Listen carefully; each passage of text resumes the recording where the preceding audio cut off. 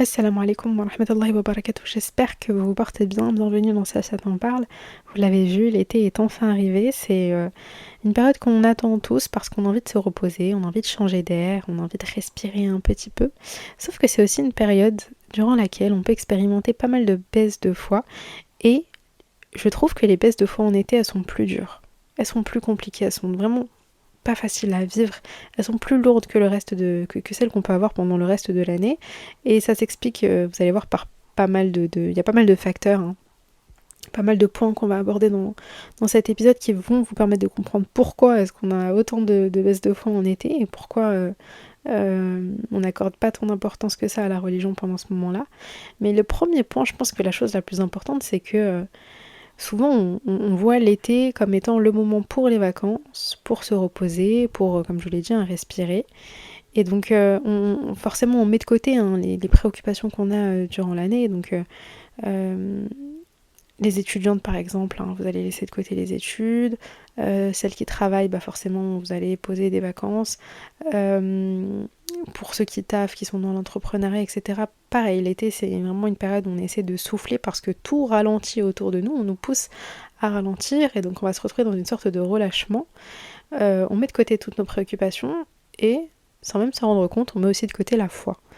On met aussi de côté la pratique religieuse, cette constance, cette régularité qu'on a pendant l'année, on la met de côté aussi. Et on s'en rend pas forcément compte parce que c'est une période qui est faite pour souffler. C'est une période qui est faite pour se lâcher un petit peu plus, être moins sérieux. Et je vous dis ça parce que c'est la période dans laquelle il y a beaucoup de divertissement, beaucoup de concerts, beaucoup de festivals. Je vous parle aujourd'hui, c'était la fête de la musique. J'ai vu des vidéos d'ailleurs sur les réseaux, vaut mieux pas être agoraphobe, mais enfin, on nous pousse justement à sortir, on nous pousse à se divertir, on nous pousse à juste s'amuser en fait. Voilà, on a davantage de temps pour s'amuser, céder à plein de plaisirs, nos passions, et forcément on cède plus facilement à certaines tentations parce que tout nous pousse à faire une pause. Et on nous explique pas comment concilier les vacances avec la religion. C'est aussi une période où, vous savez, on s'en rend pas forcément compte, mais on se dit, bon ok, le mois de Ramadan il est passé, Dhul Hijjah qui est un mois important, il est passé aussi, les deux Eid al-Saghir et Eid al-Kibir, ils sont passés aussi.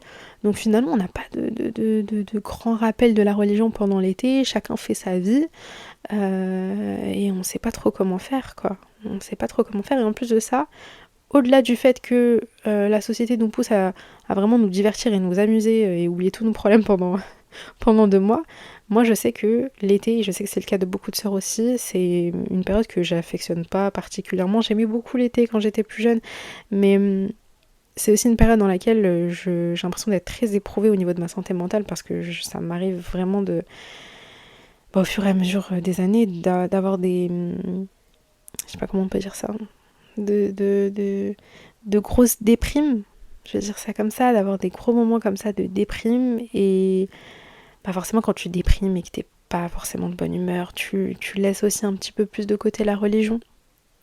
C'est une période où tu t'ennuies aussi, donc voilà, quand tu pars pas en vacances, quand tu restes et que tu sors pas énormément, c'était beaucoup ça aussi dans ma jeunesse, dans mon adolescence. L'été, quand j'allais pas en vacances, c'était de l'ennui. Et l'ennui, vous savez très bien, hein, c'est aussi un moment euh, qui fait que on déprime plus facilement et on lâche un petit peu plus au niveau de la religion. Dans tous les cas, c'est pas une période qui est facile et qui ne permet pas de nous concentrer et de faire de notre mieux. C'est pour ça que je vous ai rassemblé plein de petits conseils dans cet épisode. Le premier point, ça va être de choisir nos divertissements. Choisir nos divertissements, choisir nos sorties, où est-ce qu'on décide d'aller, qui est-ce qu'on décide de fréquenter, qui est-ce qu'on va voir. S'il y a une chose vraiment qu'on peut contrôler, une chose qu'on peut décider, voilà, notre vie tout simplement. Donc, comme je vous l'ai dit, c'est une période dans laquelle tout le monde a envie de sortir, faire la fête, voir tel artiste se produire, tel festival, tel concert, patati patata. Mais ça va être important du coup de se dire, ok, est-ce que cette sortie-là, je sais que ça va pas m'éloigner de Dieu. Au contraire, est-ce que cette sortie-là, peut-être que je vais prendre des péchés et en plus de ça, ça va peut-être mal m'influencer et ça va peut-être participer à cette baisse de foi parce que vous le savez, les baisses de foi, ça arrive pas du jour au lendemain. En fonction de comment est-ce on nourrit notre foi, c'est là où on peut être affecté, c'est là où on peut être touché. Donc faire attention à comment est-ce qu'on nourrit notre foi, qu'est-ce qu'on lui donne à manger concrètement. Et tous ces moments-là qu'on va venir passer à l'extérieur, je vous dis l'extérieur, mais à la maison aussi, on peut avoir des baisses de foi. Mais voilà, ces trucs-là à l'extérieur où on sait qu'on peut prendre des péchés et en plus de ça, ça peut nourrir notre baisse de foi, mais on va venir y faire attention. En tout cas, voilà, ça fait partie des choses qu'on peut contrôler les divertissements, dire oui, bon bah ça ok, je vais décider d'y aller, ça va pas m'affecter. Ça non, en revanche, je sais que ça peut me toucher. Voilà, c'est juste une question d'être lucide en fait voilà, sur ce qu'on peut nous proposer, sur ce qu'on peut décider de faire. Le deuxième point, ça va être les petits rappels en fait dans la semaine ou dans la journée, ces moments-là qui vont vous permettre de vous rappeler d'Allah. C'est trop important, j'en parle souvent dans ce podcast-là, je sais pas comment est-ce que je pourrais en parler un peu plus en détail, mais je sais que les personnes qui ont souvent des baisses de foi, c'est des personnes qui n'ont pas de rappel d'Allah dans leur semaine. Il n'y a pas un moment, soit dans la semaine, soit dans la journée, où ils se connectent véritablement à Allah. Alors vous allez peut-être penser à la prière, mais moi je pense à autre chose que la prière. Je pense à ces assises entre sœurs par exemple, où on parle d'Allah. Je pense à Jumu'ah. Jumu'ah, au-delà du fait qu'on va juste prier à la mosquée de Rak'at et on rentre chez nous, c'est aussi le moment de la khutbah. C'est aussi le moment du discours de l'imam.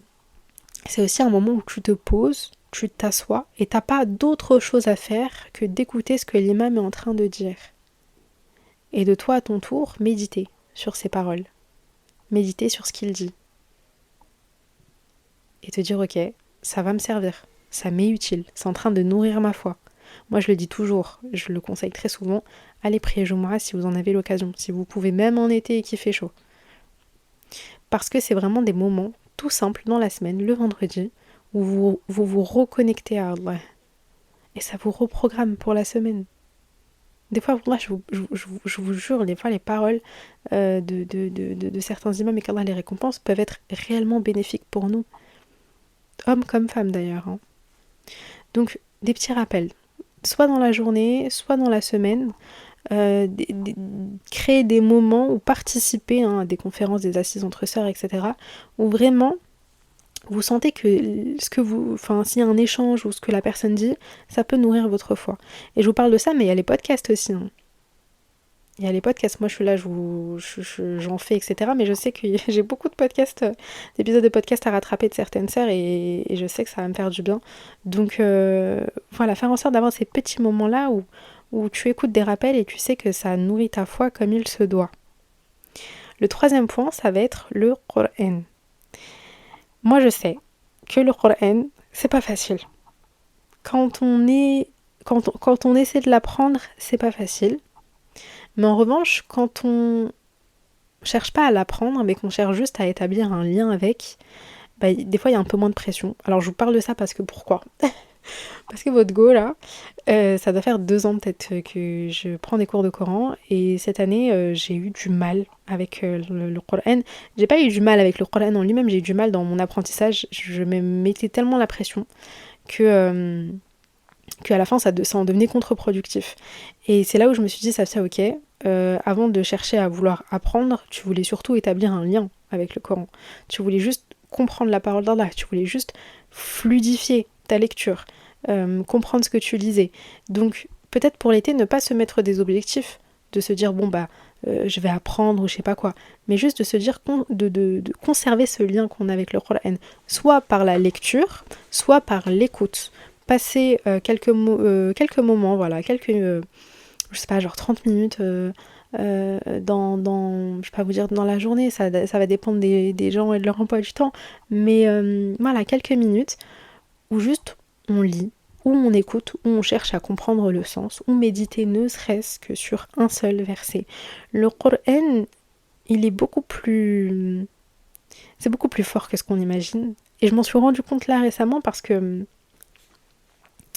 vous savez, je suis en ce moment une formation de psychologie islamique et j'étais sur un module, le module du stress, et le shir parlait du Coran comme guérison pour le stress et il disait qu'en fait, euh, le Coran, comment vous dire ça, augmentait le potentiel créatif.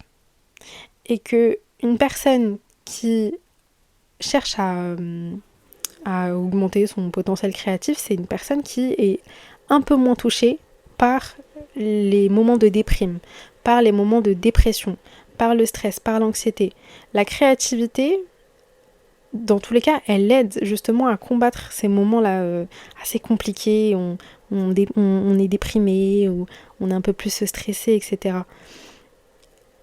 Et je tenais à le partager dans cet épisode-là parce que vraiment, moi, quand l'imam a partagé ça, je me suis dit, mais c'est vrai, tu es là, tu tiens un livre dans tes mains. C'est un livre, on comprend pas tout, mais quand on s'arrête pour lire un verset, lire la traduction, des fois on est pris d'inspiration. Des fois on est inspiré, on se dit, mais subhanallah, c'est pas possible. Ou tu découvres un personnage qui est présent dans le Coran, pardon, que tu ne connaissais pas, et tu te mets à faire des recherches, et tu te sens inspiré, tu te sens un petit peu plus créatif, tu te sens un petit peu mieux. Et je pense que c'est le type de relation qu'on doit avoir avec le Coran quand on est dans des moments où ça va pas fort. Quand on est dans des moments où on sait qu'on n'a pas la tête à apprendre, à réviser ou autre, mais créer des moments dans la semaine où juste on se pose et on cherche à lire comme ça, juste pour comprendre, lire pour découvrir. Et enfin, je vais finir avec le dhikr. Le dhikr, qui est le rappel d'Allah, vous le savez, c'est important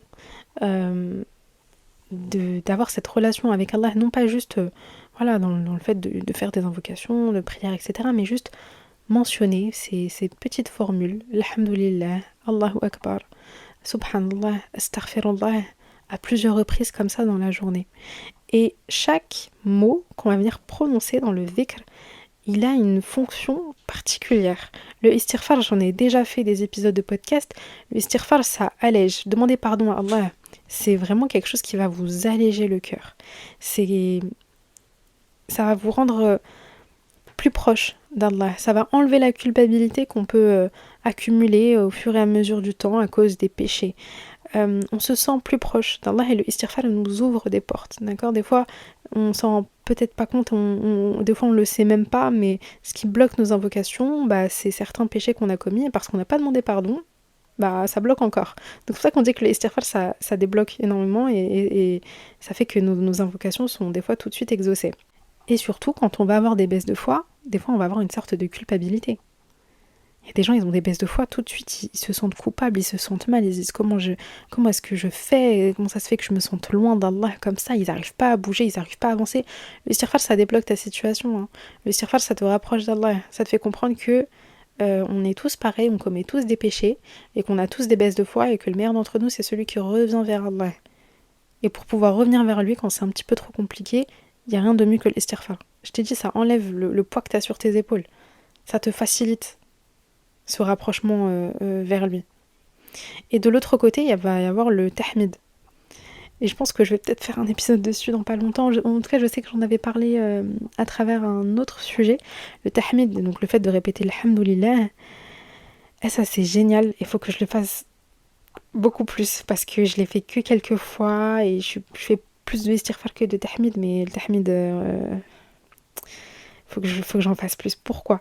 Le tahmid, le fait de répéter l'hamdoulilah, ça augmente la reconnaissance et la gratitude envers Allah. Pourquoi ça peut être une clé en été quand on a des baisses de foi ? Et je vous dis baisse de foi, en vrai c'est même les moments où on se sent triste, où on n'est pas de bonne humeur, où on peut être déprimé, on peut être très stressé aussi, anxieux. Enfin en fait tous ces moments où on n'est pas de bonne humeur, d'accord ? Ces moments où on sent vraiment qu'on n'est pas bien. Parce qu'en fait ça te ramène à l'essentiel. Même quand t'as l'impression que tout est nul autour de toi, genre vraiment que tout a perdu de sa saveur, de sa couleur, que tu te sens pas bien, genre j'ai même pas les mots, mais vous savez, voilà, c'est ces moments où tu te sens pas bien. Le tahmid, ça te force à admettre que même dans ces moments-là où autour de toi ça ne va pas, à l'intérieur ça va quand même. Pourquoi ça va quand même ? Parce que alhamdoulilah, je respire. Alhamdoulilah, ma famille va bien, alhamdoulilah, je travaille, j'ai de l'argent, alhamdoulilah, j'ai des rêves, je suis en train de bosser dessus, alhamdoulilah, il y a des choses qui vont bien dans ma vie. Et je suis juste pas satisfaite de ce qu'il y a en ce moment même, mais le plus important va bien. Ça te pousse à admettre qu'il y a des choses qui vont bien dans ta vie. Et, et je crois que j'en ai parlé la semaine dernière, mais on nous pousse tellement à, à vouloir que tout soit parfait à chaque fois, qu'en fait on en oublie que des fois il y a des choses qui sont simples et qui vont très bien, et alhamdoulilah. Et c'est facile aussi d'être très critique envers soi-même, d'être très pessimiste envers soi-même, se dire que rien ne va. Je vous jure, le tahmid, ça te remet les idées en place. T'es obligé d'admettre qu'il y a des choses qui vont bien dans ta vie. Et cette position-là, là, de obligé d'admettre qu'il y a des choses qui vont bien dans ta vie, bah tu remercies qui? Tu remercies ton créateur. Et plus tu te montres reconnaissant envers Allah, plus tu lui montres ta gratitude, plus il te donne. À chaque fois que tu vas te montrer reconnaissant envers lui, il va te donner encore plus. C'est pour ça que je vous dis, quand on fait des invocations, que Allah il a exaucé cette invocation, montre-toi reconnaissant. Tout de suite, tu lui dis Alhamdulillah. Quand il y a une bonne chose qui arrive dans ta vie, Alhamdulillah. Quand tu fais une invocation, Allah il répond dans la journée même, le lendemain, dans des semaines après, des mois après, des années après. Tout de suite, tu te montres reconnaissant. Allah n'aime pas les ingrats. Les ingrats, il leur donne pas. Les gens qui se plaignent tout le temps, Allah il va pas leur donner. Il donne à ceux qui ont cette intelligence-là de reconnaître que tous les bienfaits qui arrivent dans leur vie viennent d'Allah. Et ça, quand on a des baisses de foi, ça aide. Parce que les baisses de foi, ça peut aussi affecter psychologiquement. On peut se sentir assez triste. On peut se sentir plus stressé que d'habitude, un peu plus en colère, un peu plus aigri. Ça te ramène à l'essentiel, ça te calme. Tu t'accroches à ce qui va bien. Et t'en remercies Allah. Donc voilà, j'ai l'impression que ces 4 points-là, le Coran, les assises, les conférences, le Jumu'ah, vous avez compris, l'istighfar et le tahmid, c'est ce qui va être important pendant cette période-là, où on a l'impression aussi qu'on n'a pas envie d'en faire des tonnes. Mais pour moi, c'est des choses qui sont... Enfin, c'est des clés qui sont importantes pendant ces moments-là là, de baisse de foi. Et bien évidemment, la prière. La prière, je ne vais pas m'éterniser dessus. Pour moi, c'est le premier indicateur qui montre qu'on a une baisse de foi.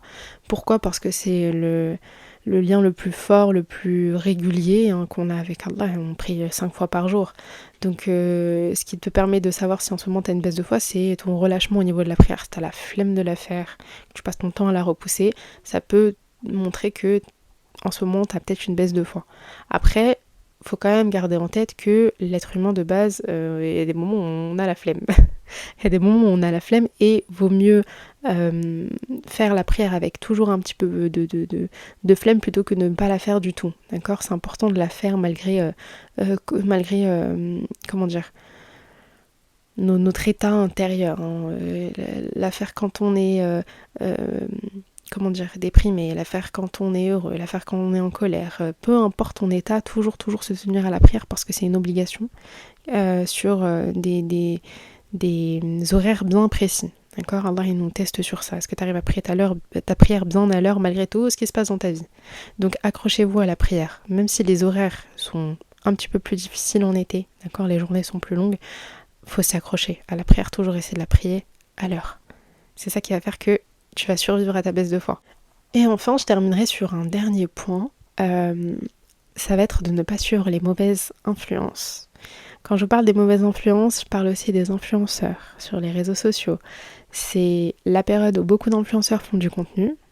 Il y en a certains qui font des concepts, il y en a certains qui montrent vraiment leurs vacances, qui font des stories, des vlogs, etc. Donc voilà, tu vois le quotidien de certaines personnes qui n'est pas forcément en accord avec nos valeurs, nos principes, ce que dit l'islam.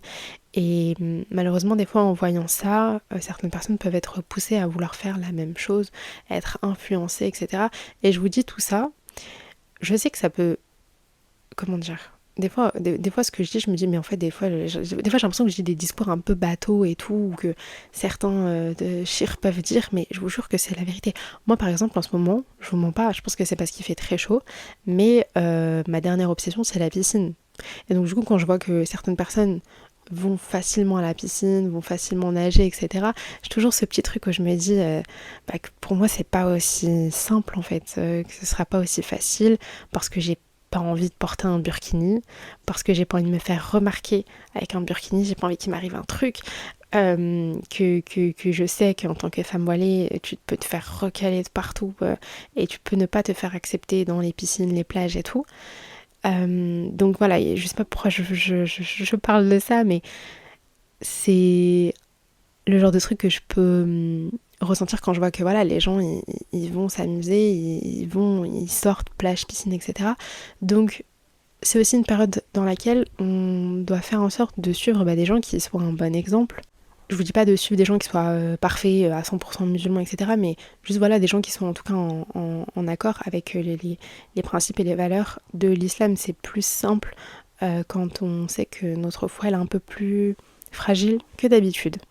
Donc voilà, je crois qu'on est arrivé à la fin de cet épisode-là. J'ai vraiment essayé de faire court et de mettre dans cet épisode tout ce qui me paraissait être important pour, entre guillemets, survivre aux baisses de foi en été. Bien évidemment, j'espère que ce sera une période dans laquelle on va être... on va pas lâcher nos efforts en fait, on sera toujours concentré, on sera toujours dans cette régularité, dans cette constance avec notre pratique religieuse. Et surtout, n'oubliez pas que ça peut être une période qui peut être vraiment contre-productive pour nous parce que septembre, ça arrive très vite aussi. C'est le mois où on cherche à mettre en place plein d'objectifs, que ce soit au niveau du travail, des études et de la religion.